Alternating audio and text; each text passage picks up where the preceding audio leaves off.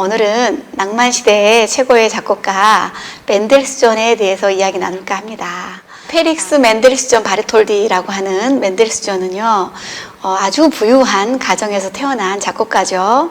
가난하고 힘든 상황에서 음악 활동을 했던 작곡가들이 많았잖아요. 그런데 멘델스존은 아마 음악사에서 가장 부유한 집안에서 태어난 작곡가라고 볼 수 있습니다. 이 멘델스존은 38살까지 살았던 짧은 생을 살았던 작곡가인데요. 사는 동안 굉장한 부귀영화를 누렸던 작곡가였고, 덕분에 여행을 많이 다녔고, 그 여행 덕분에 또 아름다운 곡들을 수없이 많이 작곡한 작곡가이기도 합니다. 펠릭스 멘델스존 바르톨디라고 이름이 있는데요. 펠릭스는 행운아라는 뜻이고요. 멘델스존은 성이었어요. 그런데 그 뒤에 다시 바르톨디라고 하는 성이 또 하나 붙었어요. 이유는 멘델스존의 할아버지께서 유대인이었던 자신들의 그 가문을 보호하고자 기독교로 개종하면서 바르톨디라고 하는 성을 더 붙였습니다. 멘델스존은 굉장히 많이 묻혀버렸던 인물 중에 하나였어요. 살아생전은 화려한 삶을 살았지만 죽어서 유대인이었기 때문에 그 이유 하나만으로 멘델스존은 오랫동안 독일 음악사, 독일 역사에서 묻혀버렸던 인물이기도 합니다. 멘델스존의 할아버지는 모세스 멘델스존인데요. 이 모세스 멘델스존은 18세기 철학자이고 그 다음에 사상가이며 독일의 소크라테스라고 할 만큼 아주 훌륭한 인물이었습니다. 이 멘델스존의 할아버지는 곱추셨대요. 이렇게 곱추셨는데 실제 아주 재미있는 사연이 하나 있어요. 멘델스존의 할아버지가 결혼할 때쯤에 결혼을 약속한 여성분하고 만나게 되었는데 그 여성분이 곱추인 모세스를 보고 기겁을 하는 거예요. 나는 저 사람이랑 결혼할 수 없다고 선언을 하죠. 그래서 모세스 멘델스존이 그 신부를 한번 만나게 해달라고 해서 만나게 되죠.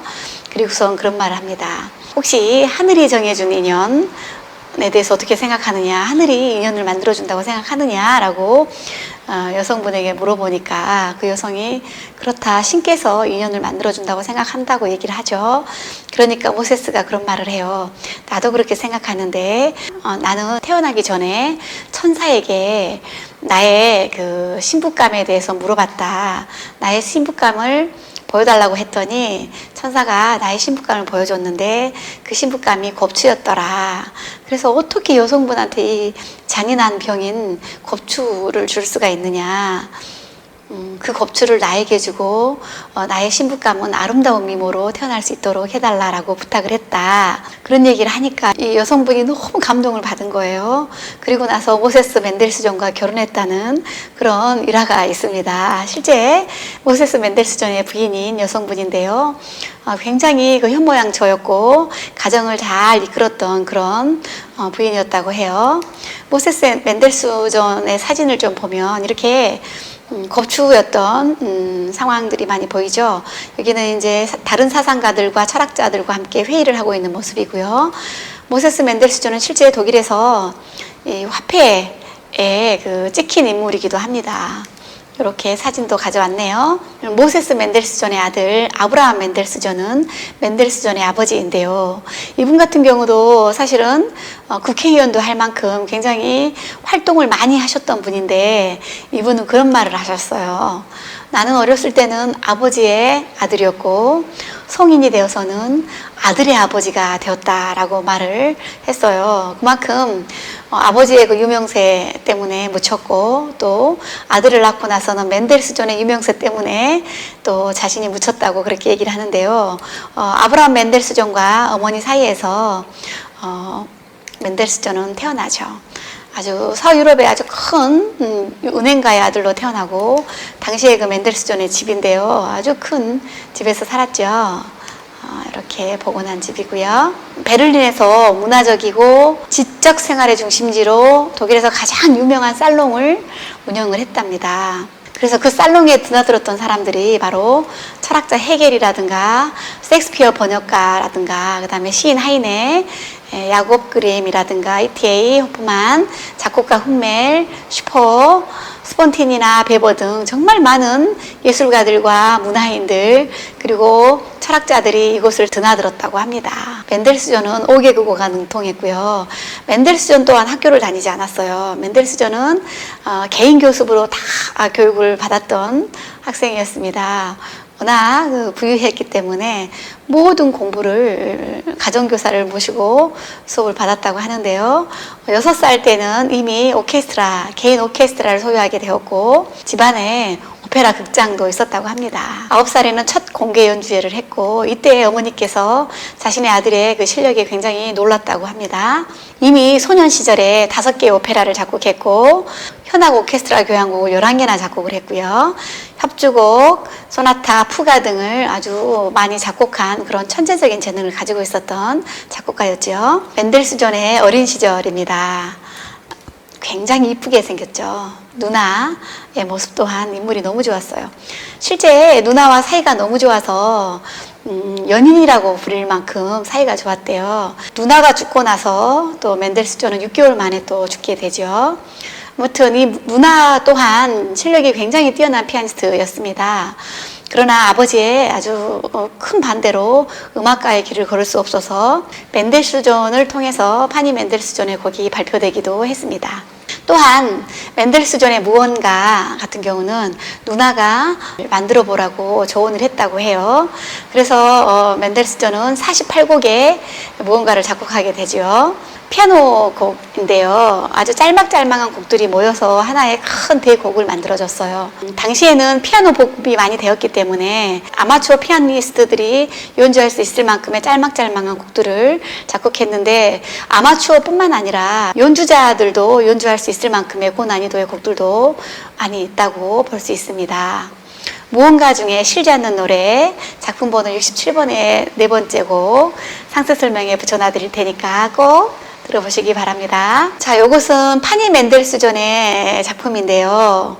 한번 들어보시기 바랍니다. 오히려 파니 멘델스존이 여성 작곡가로서 활동을 했다면 아주 그 훌륭한 작곡가로 성장하지 않았을까라는 생각이 들 정도로 파니 멘델스존도 작품이 완성도가 높은 곡들이 많이 있답니다. 이 곡도 상세 설명에 붙여놓겠습니다.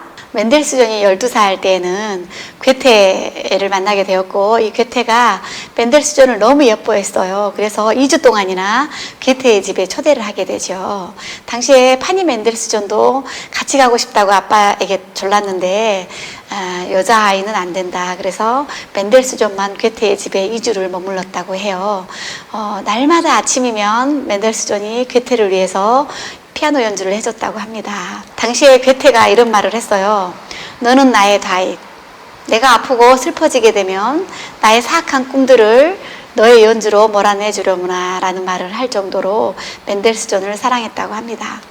사실 괴테 같은 경우는 슈베르트가 수없이 많은 곡을 작곡해서 괴테에게 보냈지만 슈베르트의 곡을 받지 않았잖아요. 12살짜리 멘델스존의 곡이 얼마나 대단해서 괴테가 멘델스존을 높이 평가했을까요? 아무 정보가 없는 슈베르트의 곡보다 멘델스존은 그 배경이 매우 유리했기 때문에 빠르게 친해질 수 있지 않았을까라는 생각도 개인적으로 해봤습니다. 아브라함의 고민이 있었는데요. 실제 멘델스존을 음악가로 키웠을 때에 대한 고민을 하게 되었어요. 첫 번째는 안정적인 생활이 가능할까? 두 번째는 멘델스존 가문으로서 존중받을 수 있을까?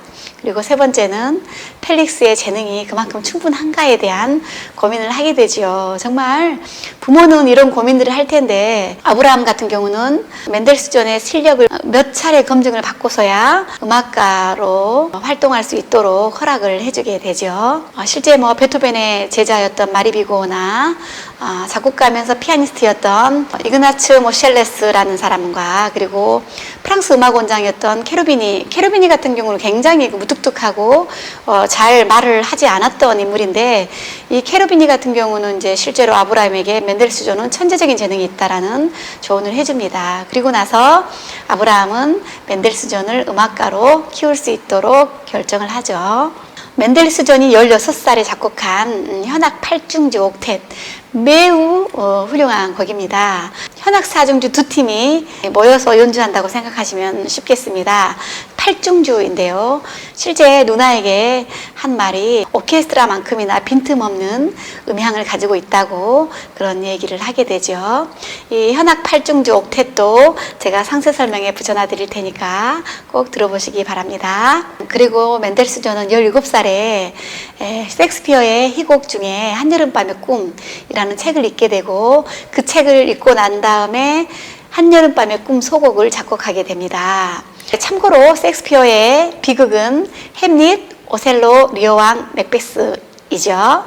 5대 희극은 뭐가 있나요? 바로 말갈량의 길들이기, 베니스의 상인, 뜻대로 하세요, 한여름밤의 꿈, 그리고 시비아가 있어요. 셰익스피어의 4대 비극 중에 로미오와 줄리엣이 들어가지 않는 이유가 뭔지 혹시 아세요? 셰익스피어의 4대 비극은 자신의 선택 때문에 비극으로 치닫게 되는 거고요. 로미오와 줄리엣은 자신의 선택이 아니라 가문의 대립적인 관계이기 때문에 비극으로 가게 됐던 이야기였어요. 그래서 4대 비극에 로미오와 줄리엣이 들어가지 않는다고 합니다.